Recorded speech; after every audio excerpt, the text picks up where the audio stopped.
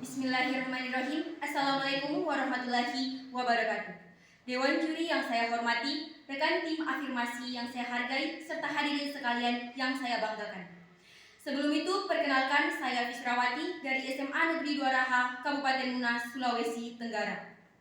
Dewan juri yang saya hormati, sebelum memasuki pada ranah argumentasi saya akan memberikan sanggahan-sanggahan terlebih dahulu terhadap argumentasi yang diberikan oleh tim pemerintah.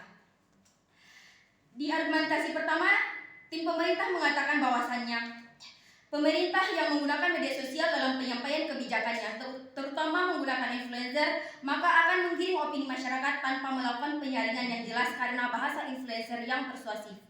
Namun, Dewan Juri yang terhormat perlu diketahui bahwasannya justru dengan menggunakan influencer, maka akan informasi yang disampaikan akan lebih sampai kepada lapisan-lapisan masyarakat. Dan garis bawahi Dewan Juri yang terhormat, sosialisasi atau informasi yang disampaikan pemerintah tidak akan membawa pengaruh buruk atau dampak negatif terhadap lapisan masyarakat, justru akan membawa pengaruh positif karena kebijakan tersebut diperuntukkan untuk masyarakat, tetapi cara mensosialisasikannya saja dengan menggunakan influencer. Selain itu, Dewan Juri yang terhormat, tim pemerintah mengatakan bahwa contoh-contoh sosialisasi yang akan disampaikan oleh influencer seperti tentang pariwisata.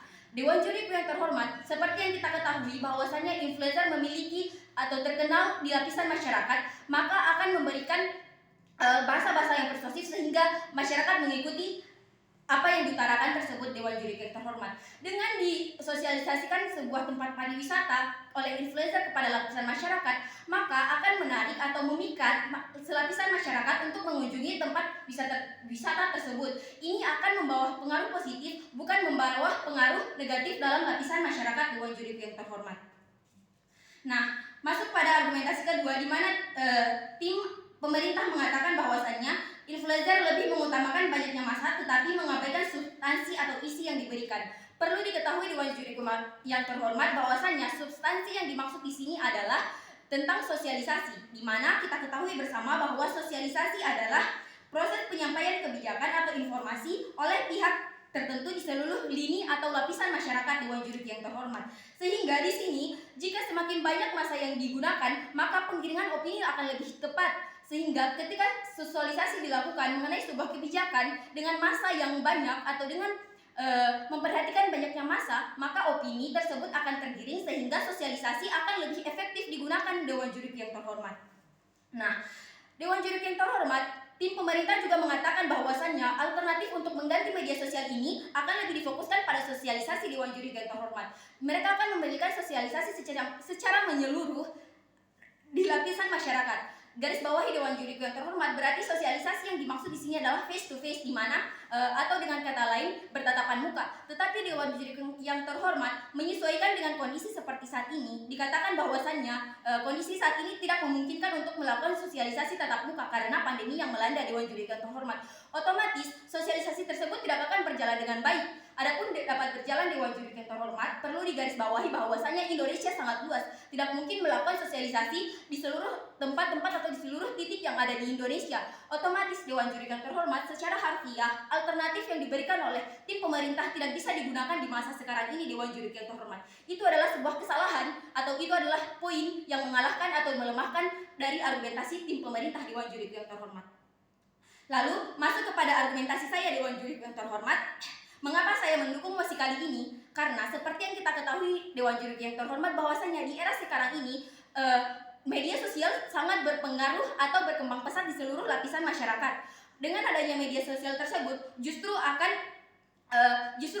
memaksimalkan adanya atau mengefektifkan adanya sosialisasi tersebut. Dewan Juri yang terhormat, kenapa? Karena sekarang ini orang lebih aktif menggunakan media sosial dibandingkan media-media lain, atau dengan kata lain, penggunaan media sosial semakin besar atau semakin meninggi tingkatannya di lapisan masyarakat, sehingga ketika kita melakukan sebuah sosialisasi, maka akan semakin cepat atau proses penyebarannya akan semakin lancar. Dewan Juri yang terhormat, karena tingkat penggunaan media sosial yang semakin banyak.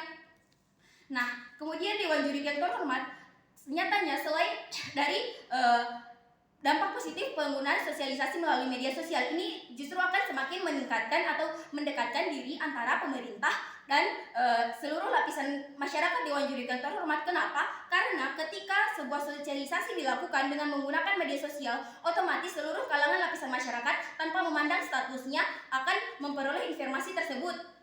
Ketika informasi tersebut atau sosialisasi tersebut dilakukan dan ada ketidakpahaman antara penerima informasi dan pemberi informasi, otomatis akan terjadi interaksi antara penerima informasi dan pemberi informasi. Yang ini dimaksudkan berarti antara masyarakat dan antara pemerintah, karena yang melakukan sosialisasi adalah pemerintah. Nah, interaksi tersebut akan terjalin sehingga mendekatkan diri antara pemerintah dan lapisan masyarakat tersebut Dewan Juri yang terhormat. Ketika interaksi ini terjadi, maka akan mendekatkan, dengan kata lain, interaksi atau hubungan antara pemerintah dan masyarakat akan lebih dekat, sehingga masyarakat akan merasa bahwa dirinya dianggap oleh pemerintah tersebut Dewan Juri yang terhormat. Masyarakat akan menganggap bahwa ia diperhatikan oleh pemerintah tersebut karena ada umpan balik daripada sosialisasi yang dilakukan Dewan Juri yang terhormat.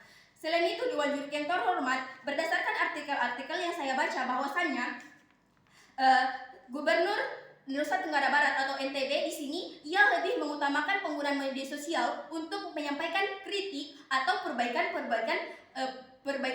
secara birokrasi. Di sini membuktikan bahwasannya penggunaan media sosial ini memang tidak bisa terbatas, atau mengapa kita harus membatasi penggunaan media sosial oleh pemerintah, sementara penggunaan media sosial ini justru membawa pengaruh atau dampak positif di lapisan masyarakat Dewan Juri yang terhormat. Selain itu,